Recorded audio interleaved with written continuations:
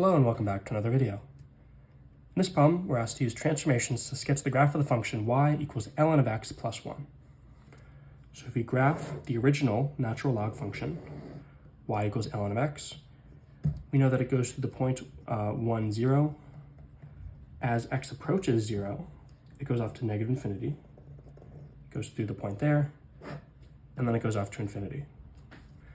What we're doing is we're adding 1 within the function, so that's a transformation. Addition means it's shifting. It's within the function, so it's horizontal.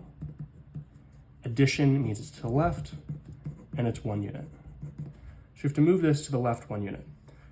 So instead of approaching 0, the function approaches negative 1. So we have a new asymptote.